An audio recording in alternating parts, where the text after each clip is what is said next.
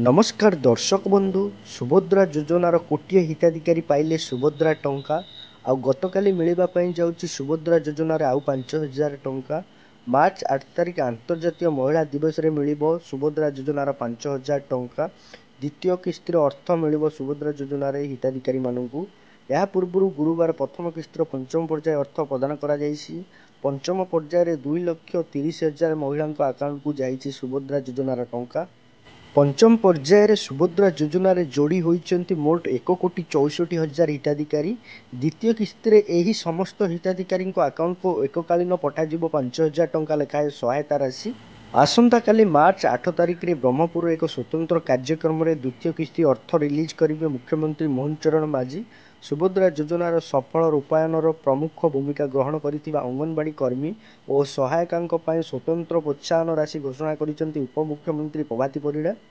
अंगनवाड़ी कर्मी को 1,500 सहायिका को मिलिबो 500 टंका। द्वितीय किस्ती अर्थ प्रदान पूर्व 7 तारिख संध्यार सबु सुभद्रा हिताधिकारी निज घरे दीप जलाइबा पई अपील करिसेंति उपमुख्यमंत्री प्रभाती परिड़ा।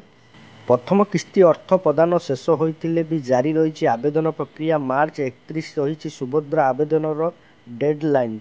मार्च 31 सुधा जो मैंने आवेदन करेंगे किंबा एपर्यंत जो योग्य महिला माने टंका मिल पारि नाही राखी पूर्णिमार से एककालीन 3टी किस्तिर अर्थ प्रदान कर उपमुख्यमंत्री कहते।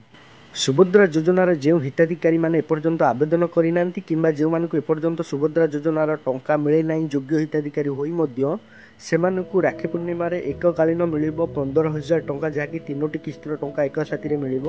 हिताधिकारी चिन्हट पूर्व डोर टू डोर सर्वे करेंगे महिला और शिशु कल्याण विभाग। यह जो मैंने बयस 60 छुईब से योजन बाद पड़े आउ सेमानंकर सुभद्रा भत्ता प्रदान पर सामाजिक सुरक्षा विभाग पक्षर पदक्षेप नेबे। सेहीपरि जो मैंने 21 वर्ष छुईबे से सुभद्रा स्कीम जोड़ी होगापी आवेदन करेंगे।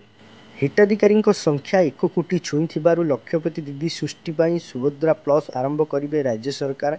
यापर सुभद्रा सुरक्षा सह योजनार परिसर वृद्धि पाई सरकार योजना रखिछंती। दर्शक बंधु सुभद्रा योजनार परवर्ती किस्तिर टंका गतकाली मिलवा जाउची जहाँकि द्वितीय किस्तिर टंका मिलवा जाउची।